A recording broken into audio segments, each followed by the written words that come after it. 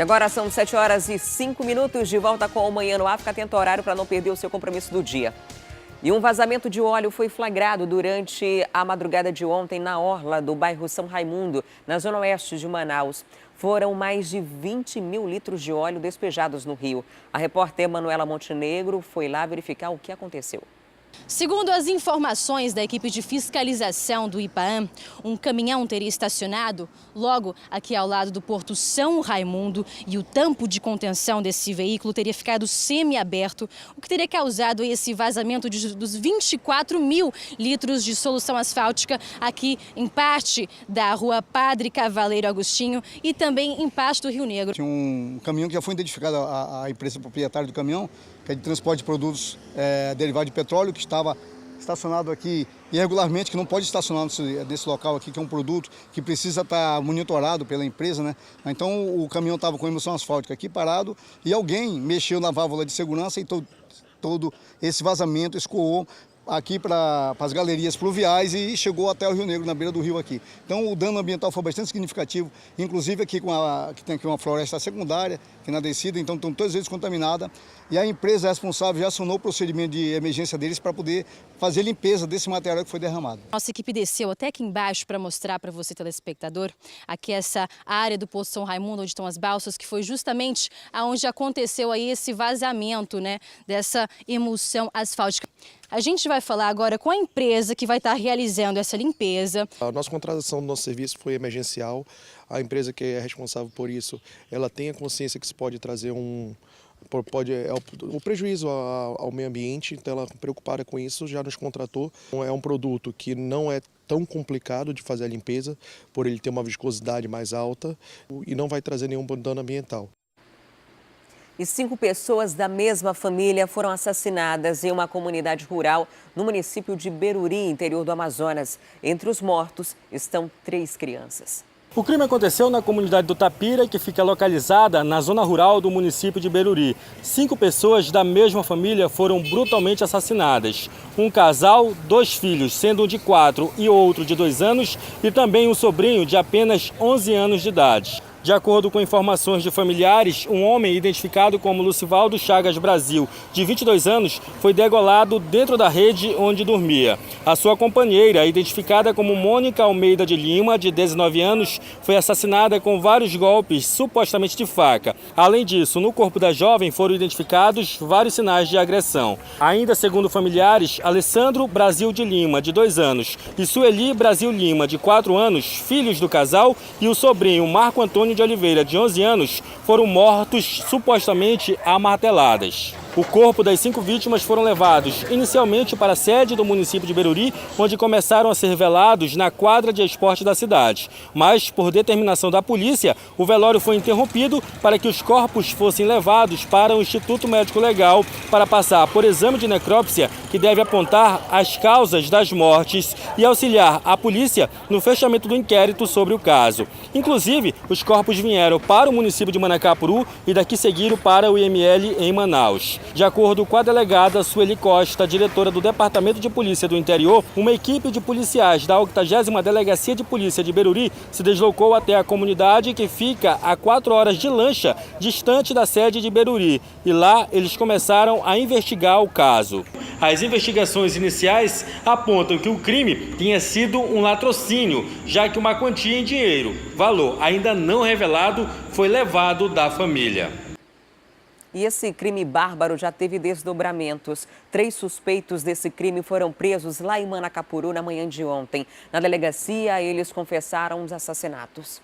Policiais militares do 9º Batalhão de Polícia Militar aqui do município de Manacapuru, juntamente com policiais civis da Delegacia Interativa aqui do município, prenderam na manhã deste domingo o trio suspeito de ter cometido a chacina na comunidade do Tapira, localizada na zona rural do município de Beruri. Os 3 homens foram presos no centro da cidade de Manacapuru. Eles estavam na rua Fausto Ventura quando foram avistados por mototaxistas que o reconheceram após a divulgação das imagens dos mesmos nas redes sociais. policiais. Então, eles chamaram a polícia militar, que fez o cerco junto com a polícia civil e conseguiram prender de imediato 2 suspeitos. Um tentou fugir em direção à Feira da Liberdade, mas foi capturado por moradores. Em seguida, foi entregue para policiais militares. O trio foi trazido aqui para a delegacia do município de Manacapuru e aqui eles confessaram o crime. Nós recebemos a denúncia por populares que reconheceram os acusados, que estavam próximo à Feira da Liberdade. Deslocamos até o local. Chegando no local, a Polícia Civil pediu apoio também, dizendo que já tinham recebido a denúncia. Conseguimos efetuar a prisão de 2. Um correu, foi pego por populares, inclusive ele foi bastante machucado, digamos assim, pelos populares. A polícia efetuou a prisão dos 3, trouxemos até aqui a delegacia. Foram presos Antônio Carlos Ferreira dos Santos, de 22 anos, Marinilson Maciel dos Santos, de 20 anos, e Pedro Maciel dos Santos, de 18 anos.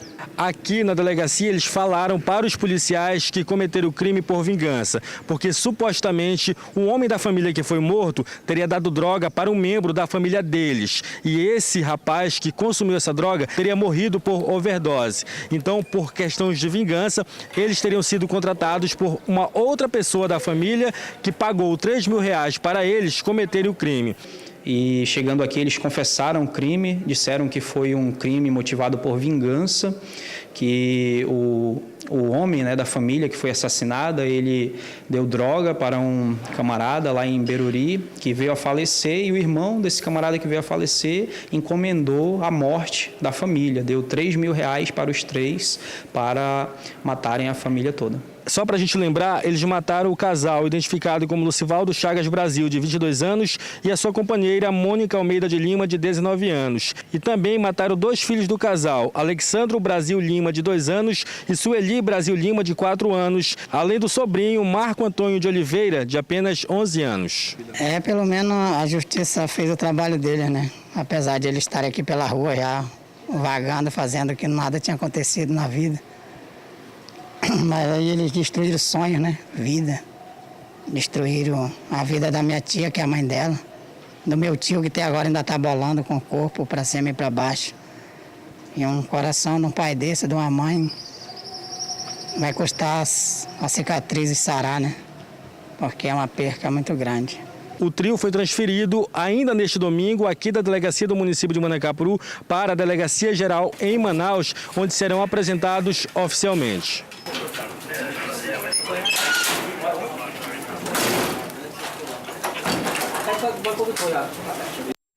Esse crime é de uma barbaridade absurda, né? Nada justifica tirar a vida de uma outra pessoa, até mesmo nesse caso de que o crime teria sido encomendado por vingança. Agora, por que matar 3 crianças, uma de 11, uma de 4 e uma de 2 anos, com brutalidade, né? De acordo com as informações iniciais, eles teriam sido mortos, as crianças, com golpes de martelo, né? É algo muito, muito violento, que impressiona muito, porque esses 3 homens receberam R$3.000 e dividir fica R$1.000 para cada, para tirar a vida de 5 pessoas. 5 pessoas, crianças que não tinham a mínima chance de se defender diante dessa agressão, desses homicídios que foram cometidos ali nessa comunidade rural de Beruri. Ainda bem que pelo menos essas 3 pessoas já estão mortas, falta identificar outras pessoas, mandantes, entre outras pessoas que possam estar envolvidas nesses assassinatos. E uma mulher de 18 anos foi assassinada no fim de semana dentro da própria casa. Isso aconteceu aqui em Manaus, na zona centro-sul. O repórter Fred Rocha está ao vivo e vai trazer outros detalhes para a gente sobre esse caso. Fred, já se sabe o que teria motivado esse crime? Sim, Adriane, já se sabe. A polícia fez uma investigação preliminar e tudo aponta para uma discussão por conta de ciúmes. A vítima, Tamílis dos Santos, de apenas 18 anos. Esse crime aconteceu no Aleixo, na zona centro-sul, aqui da cidade de Manaus. A principal suspeita de cometer o crime é Micaele Dozani, de 24 anos. Ela já está presa. No mesmo dia do crime, foi levada para a delegacia especializada em homicídios e sequestros. Foi lá que a polícia descobriu que ela havia tido uma discussão com a Tamílis, com quem tinha um relacionamento amoroso por conta de ciúmes. Então, ela pegou uma faca e desferiu um golpe na região aqui do coração da Tamires, que ainda foi levada para uma unidade hospitalar aqui da cidade, mas não resistiu aos ferimentos. Adriane. Então teria sido uma motivação passional nesse crime, né? Mas esse não foi o único caso registrado nesse fim de semana, né? Não. Tiveram outros sim. Paty dos Santos, que era uma travesti, ali na zona norte da cidade de Manaus, o corpo dela foi encontrado dentro de uma casa. Foi no Colônia Terra Nova. A mãe de Paty foi até o local para fazer uma visita e já encontrou o corpo dela com sinais de estrangulamento. Estava com as mãos e os pés amarrados. A 18ª SICOM foi chamada e assim que chegou ao local, constatou que nada havia sido levado de Paty. Testemunhas disseram que viram 3 homens saindo do local. Onde Paty morava também funcionava um salão de beleza. Ela trabalhava como cabeleireira. Esse crime também deve ser investigado pela DEHS. A gente tem falado frequentemente que não só homens, mas também mulheres estão envolvidas em crimes e estão sendo vítimas de mortes violentas. Foi o que aconteceu com a Keito Ellen Pereira, de 32 anos. No sábado à noite, ela foi assassinada com 3 tiros no Amazonino Mendes, na zona leste, aqui da capital amazonense. Testemunhas disseram que 2 homens passaram em um carro na rua onde Keito Ellen estava. Um deles atirou 3 vezes contra essa mulher. Ela foi levada para o Platão Araújo, hospital lá da própria Zona Leste. Deu entrada, porém, também não resistiu a esses ferimentos. A polícia recebeu informações de que este crime pode ter relação com o tráfico de drogas. Há indícios de que essa vítima comercializava entorpecentes naquela área da cidade. A DHS também está investigando este caso. Adriane. Tá certo, Fred. Muito obrigada pelas informações. E na noite de sábado, o incêndio destruiu totalmente uma casa no bairro Educandos. Uma residência ao lado também foi parcialmente atingida. Apesar do susto, ninguém ficou ferido. Olhares assustados e de alívio. Dessa vez, o acesso fácil, segundo o Corpo de Bombeiros, evitou mais uma grande tragédia no bairro do Educandos. Com toda certeza, o que facilitou em chegarmos o mais rápido possível no local do sinistro foi o acesso. Ele foi um acesso direto, seria de grandes proporções, mas devido ao tempo-resposta e ao trabalho da equipe, eles conseguiram debelar de imediato o sinistro. O incêndio começou nesta casa, no beco Delcídio do Amaral. A estrutura de madeira foi totalmente consumida pelas chamas. Este morador contou para a nossa equipe como tudo começou. Foi coisa rápida, sabe? Aconteceu um negócio rápido. Parece que pegou fogo, foi no ventilador da casa do rapaz. Aí ele estava dentro, aí ele correu para fora, né, pedindo socorro, né? Aí a comunidade correu para ajudar. Tinha só um. Porque parece que a família dele tinha saído para uma festa, para aniversário. Aí só ficou só um rapaz na casa. Mas só que ele conseguiu sair. A energia precisou ser desligada para evitar curtos circuitos. Ao todo, 20 homens do Corpo de Bombeiros trabalharam para controlar o fogo. 5.000 litros de água foram utilizados. Equipes da Secretaria de Segurança Pública também foram acionadas. Estamos aqui acompanhando o trabalho do bombeiro e a Polícia Militar também presente no local para evitar aquelas pessoas que tentam se aproveitar da desgraça dos outros nessas horas para fazer algum saque. O trabalho do bombeiro é excelente, 6 minutos de resposta, já controlado o incêndio, apenas uma casa com perda total e outra parcial. Marcelo morava de aluguel na casa que foi parcialmente atingida. No momento do incêndio, nem ele nem a família estavam no local. Aí eu estava fazendo um evento na Zona Leste, aí os colegas começaram a ligar para nós, falando que estava pegando fogo ali, foi curto-circuito, né? E queda de energia, entendeu? Deu uma queda de energia, quando voltou, deu os popocos aí. Aí pegou em cima do colchão e se foi. Assim o comentário do vizinho que estava próximo, porque não estava próximo.